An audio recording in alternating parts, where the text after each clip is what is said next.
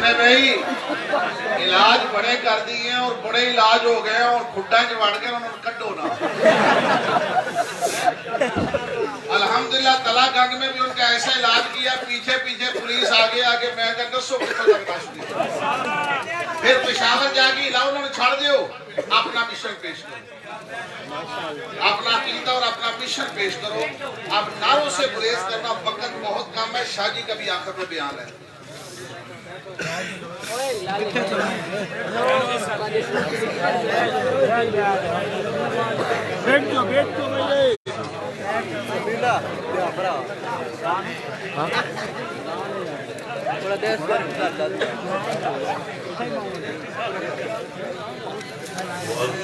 علماء کرام, بزرگوں اور بھائیوں,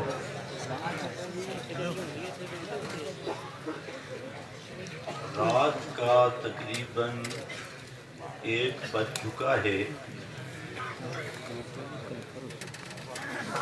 اور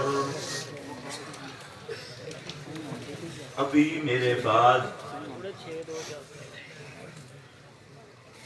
پیر و مرشد کا بیان بھی ہونا ہے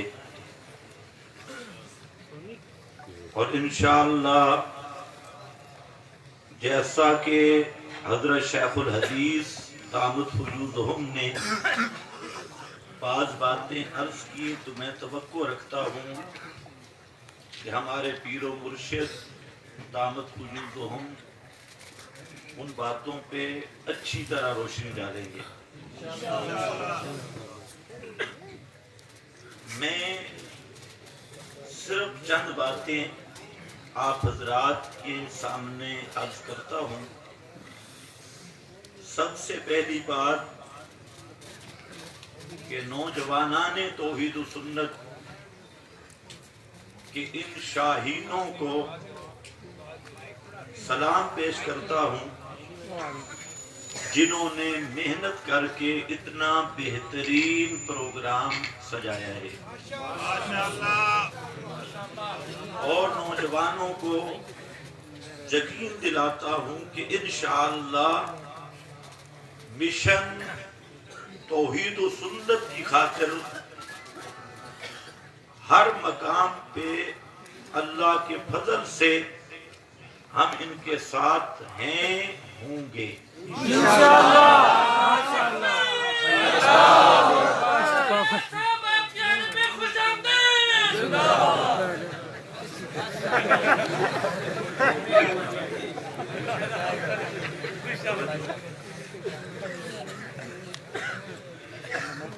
میرے بزرگ نے آپ کے سامنے ایک تقریر اور مسئلہ بیان کیا, میں اسی کا تتمہ بیان کرتا ہوں. حضرت فانی صاحب نے آپ کے سامنے یہ بات رکھی کہ ہم حضرات انبیاء کرام علیہ السلام کی حیات مانتے ہیں, حیات کے منکر نہیں, لیکن وہ حیات برزخیہ اخرویہ حیات ہے. اس لیے ہمارے بعض دوست یہ بہتان الزام تراشی کرتے ہیں, تو یہ مشہور کرتے ہیں کہ اشاعت التوحید و سنہ والے یہ حیات النبی کے منکر ہیں اور ہم قائل ہیں. یہ ہمارے ان دوستوں کا سری جھوٹ ہے, الزام اور بہتان ہے. اشاعت التوحید و سنہ کے اکابرین اور کارکنان حضرات انبیاء کرام کی بھی حیات مانتے ہیں, حضرات شہداء کی بھی حیات مانتے ہیں, اور سب سے افضل سب سے اعلیٰ حیات امام الانبیاء حضرت محمد مصطفیٰ صلی اللہ علیہ وسلم کی مانتے ہیں۔ فرق یہ ہے، جیسے میرے بزرگ نے بتایا کتاب و سنت کی روشنی میں، کہ ہم کہتے ہیں وہ حیات اخرویہ ہے، حیات برزخیہ ہے، وہ دنیاوی بھی نہیں اور دنیا کیسی بھی نہیں، دنیاویہ بھی نہیں، دنیا کیسی بھی نہیں، محض برزخیہ اخرویہ۔ اور اسی کو میں تھوڑا سا آگے لے کے جاتا ہوں، برزخیہ اور اخرویہ کا کیا معنی؟ حضرات انبیاء کرام علیہم السلام پر بھی اسی طرح موت کا ورود ہوا جس طرح ہر فرد بشر پہ ہوتا ہے۔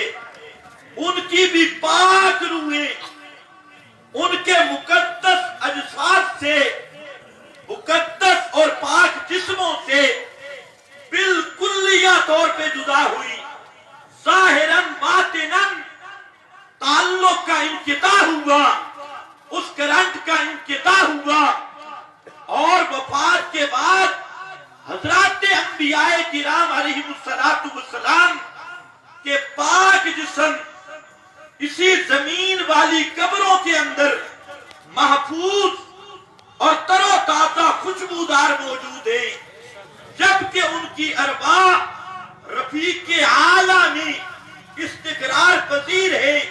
قیامت تک کسی کی روح اس بدن کے اندر نہیں ہوتی، نہیں رہتی، ارواح کا مستقر وہ رفیق اعلیٰ ہے۔ بالفاظ دیگر موت کی وجہ سے روح اور جسم کی جو جدائی ہوئی تھی، جو تعلق ٹوٹ گیا تھا، قیامت تک وہ تعلق بحال نہیں ہوتا۔ ارواح مبارکہ جنت الفردوس رفیق اعلیٰ میں، اجساد مبارکہ قبروں میں، یہ عقیدہ ہے اشاعت التوحید و سنہ کا۔ تو ہم کہتے ہیں حیات اخرویہ، وہ کہتے ہیں حیات دنیاویہ یا دنیا کی سی۔ فرق یہ ہے، اور اخرویہ کا معنی بھی میں نے عرض کیا، یہ معنی بھی بخاری شریف مسلم موطا مالک میں موجود ہے۔ اللہ کے محبوب صلی اللہ علیہ وسلم نے آخر پر جو دعا فرمائی 10 احادیث کے اندر موجود ہے۔ اللہ کے محبوب نے اللہ رب العزت کی بارگاہ میں یہ دعا کی، اللہم الحقنی بالرفیق الاعلی، اللہم انی اسألک الرفیق الاعلی، اللہم، یہ بار بار لفظ آ رہے ہیں، اور ام المومنین فرماتی ہے کہ اللہ کے محبوب صلی اللہ علیہ وسلم نے اپنا ہاتھ مبارک آسمان کی طرف کیا، نحو سقف البیت، گھر کی چھت کی طرف کیا، اس لیے کہ وہ رفیق اعلیٰ اوپر ہے، اور رفیق اعلیٰ کے الحاق کے لیے اللہ کے محبوب نے آخر میں دعا کی۔ صحیح سند کی احادیث 10 کے قریب موجود، اور اسی رفیق اعلیٰ کی وضاحت بھی میں پیش کر سکتا ہوں۔ علامہ ابن حجر نے فتح الباری میں کیا لکھا، علامہ عینی نے عمدۃ القاری میں کیا لکھا، سب کے سب محدثین ابن حجر سے لے کر شیخ عبدالحق محدث دہلوی تک، اور شیخ عبدالحق محدث دہلوی سے لے کے علامہ شبیر احمد صاحب عثمانی تک، سب کے سب محدثین یہ لکھ رہے ہیں، لکھا کہ رفیق اعلیٰ کیا چیز ہے، المکان الذی یسکنون فیہا ارواح الانبیاء، رفیق اعلیٰ وہ مکان ہے جس میں انبیاء کی ارواح کا مسکن ہے، استقرار ہے۔ پیش کر سکتا ہوں، لیکن آؤ یہ مسئلہ بھی بخاری شریف سے حل کر دیتے ہیں۔ حضرت فاطمہ نے عرض کی، یا ابتا من جنت الفردوس مأوا، من جنت الفردوس مأوا، اللہ کے محبوب نے مانگا الحقنی بالرفیق الاعلی، اور حضرت فاطمہ نے رفیق اعلی کے مفہوم کی وضاحت کرتے ہوئے، اسی کی تشریح کرتے ہوئے فرما دیا من جنت الفردوس مأوا، رفیق اعلی سے ہے، اور وہ جنت الفردوس ہے کہاں؟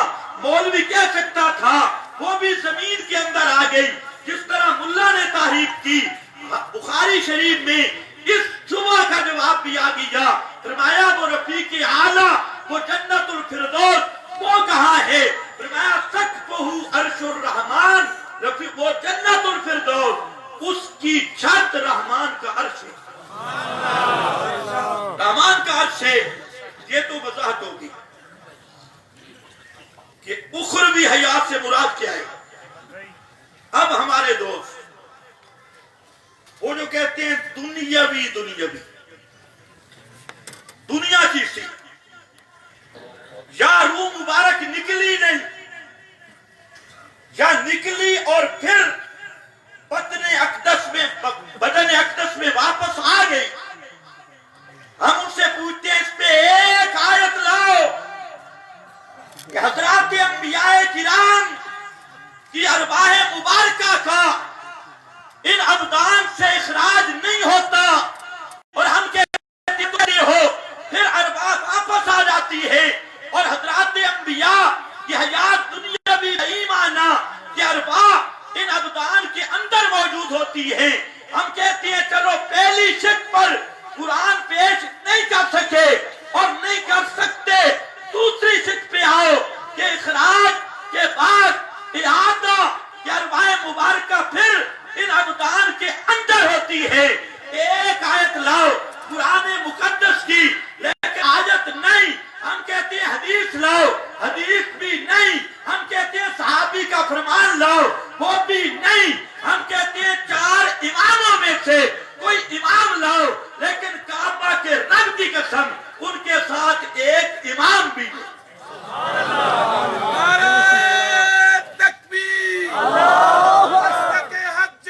اشاعت التوحید و سنت، نوجوانان توحید و سنت۔ اب بس بھائی بس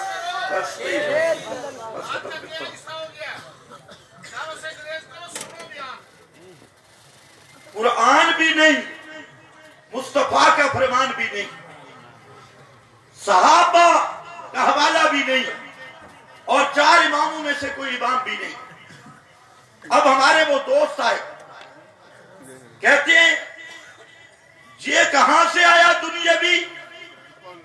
وہ کہتے ہیں المحند شریف میں لکھا ہے، المحند شریف، اور المحند اجماعی دستاویز، المحند اس میں لکھا ہے حیات دنیاویۃ لا برزخیہ۔ میں نے کہا تم المحند کے بھی منکر ہو۔ المحند میں ہے حیاتہ دنیاویۃ لا برزخیہ، کہ وہ حیات دنیاوی ہے، برزخی نہیں، اور تم کہتے ہو دنیاوی بھی اور برزخی بھی۔ المحند کہتی ہے دنیاوی ہی برزخی نہیں، اور تم کیا کہتے ہو دنیاوی بھی برزخی بھی۔ تو المحند کے بھی منکر بن گئے، ہمیں المحند کے منکر کہتے ہیں، المحند سے بھی انکار۔ اب وہ بیچارے پڑے ہیں، شمس المحدثین حضرت قاضی شمس الدین رحمت اللہ تعالی علیہ، وہ اس مقام پہ ایک لطیفہ سناتے تھے، فرماتے تھے کہ ایک آدمی کو بیوی نے خط لکھا، اور بیوی نے لکھا کہ میں بیوہ ہو گئی،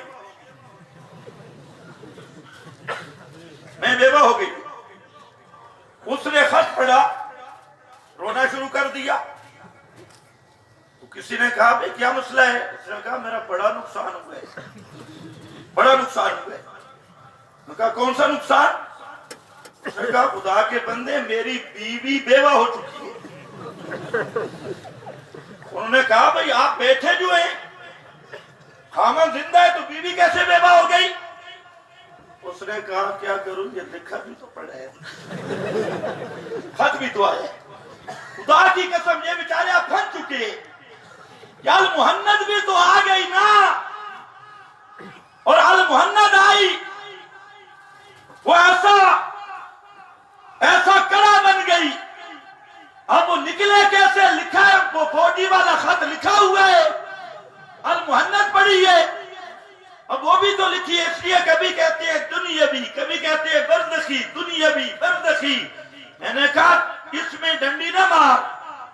المحند میں دنیاویت لا برزخیہ، دنیا بھی ہے برزخی نہیں۔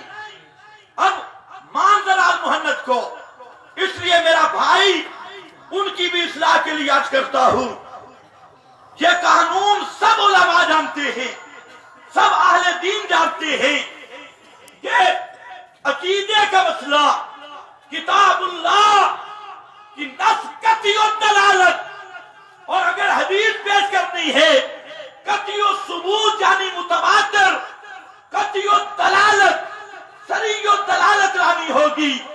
ان اخبار احاد بخاری، مسلم، ابو داؤد، ترمذی، ابن ماجہ کی صحیح سندوں والی روایات وہ بھی عقائد کے بعد میں حجت نہیں، اور کہ ان کے ملا بھی لکھ گئے، ان کے مولوی بھی لکھ گئے۔ اس لیے اور جہاں تک رہ گیا مسئلہ علماء کے اقوال کا، اقوال العلماء لا یحتج بہا، یہ ایسا قانون ہے دین کے معاملہ میں، سنت کے معاملہ میں، دین کے معاملہ میں، پیغمبر کریم کی شریعت کے معاملہ میں اقوال العلماء لا یحتج بہا۔ علماء چاہے بڑا عالم ہو، بڑا بزرگ ہو، شیخ الحدیث ہو، محدث ہو، ولی اللہ ہو، پیر ہو، کوئی اس سے بھی بڑا ہو، نیک آدمی ہو، مجدد ہو، جو بھی ہو، اقوال العلماء لا یحتج بہا۔ پیغمبر کی شریعت کے معاملہ میں عالم کی بات شرعی دلیل نہیں ہے۔ الدین لا یعرف بالرجال والرجال یعرف بالدین، دین کی معرفت رجال کے ساتھ نہیں ہوتی۔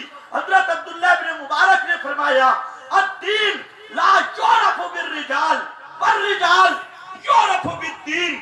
گمراہی کی پہلی اینٹ یہ ہوتی ہے کتاب اللہ کے منہ پھیر لیا جائے، سنت محمد مصطفیٰ اس کو پیس دی جائے، اور اپنے اپنے فرقوں کے مولویوں کو کتاب و سنت کے مد مقابل ترجیح دی جائے، اور مولویوں کو معصوم سمجھ کے، اکابر کو معصوم سمجھ کے ان کے ساتھ قسمت والا معاملہ کیا جائے، کہ ان کے ساتھ معبودیت والا معاملہ کیا جائے، کہ ضلالت کا سب سے پہلا گیٹ ہے۔